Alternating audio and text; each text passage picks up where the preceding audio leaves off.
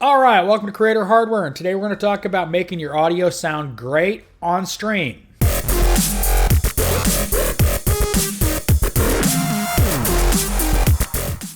All right, first thing we're going to talk about is sound treatment. Now, this is a very complicated subject, and I'm going to boil it down to some simple things. Now, I am recording in a room with zero sound treatment. There is no bass traps. There is no foam on the wall. There's barely anything on the walls. I've got a whiteboard and a picture of England on the wall, and that's literally it. The reason I don't have to sound treat is because I have a lot of stuff in here. You know, behind me I've got computers. I've got a lot of things for sound to reflect off and get deflected. That's one of the easiest things you can do to sound treat a room is stuff. You know, the more angles you have to deflect it, the less likely you are to have something like reverb. Now, reverb is different than echo. Echo is when you say something and it comes back to you in a delay. Reverb, it comes back basically immediately. So many people do very poor jobs with sound treatment. They think more is better. The problem is if you overtreat your room, you can actually affect the sound of your voice because it just gets soaked up by all that foam. One of the best things you can do is, first off, deal with reverb. Reverb is the biggest thing you need to worry about.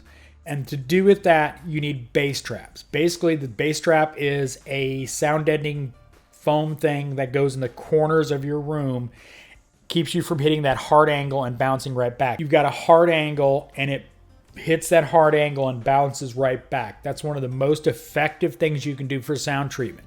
It's not foam everywhere, it is bass traps. Speaking of acoustic panels and foam treatment, now every room is going to be different, but you know, if you go into sound neutral type rooms, they've got acoustic foam everywhere, but they're doing something very specific. Streamers, you don't need that much. You might need something in front of the camera.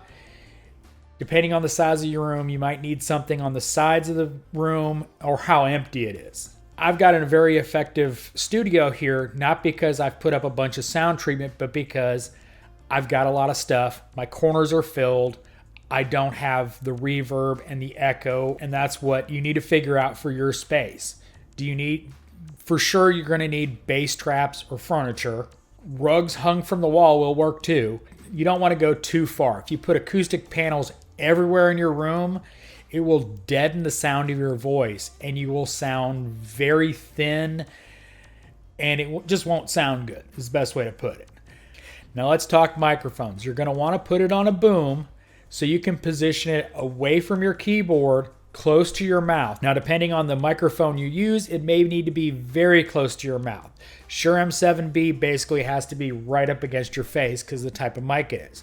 Most USB mics aren't that style, so you can have it about 6 inches away. But you want it off the desk, close to your face, so you can talk into it. Now, you want to offset it a little bit from your face. If you put it too close to your face, when you pronounce certain words, S's, P's, you're going to want to have a pop filter on here because otherwise you're going to go pop, pop, pop. Now I prefer offsetting it rather than adding a pop filter, but whatever works for you. It works well for me because of the configuration I use, so I don't use a pop filter, I just offset it. Now let's talk some settings in OBS. We're going to click on our Blue Yeti audio device and we're going to go to filters. Limiter is going to limit you from going into this red zone.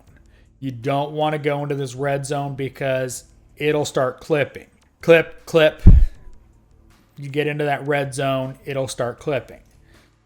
Noise gate is so when you're not talking, you take away some of the lower noises. If I turn this away and shut up, see those spikes?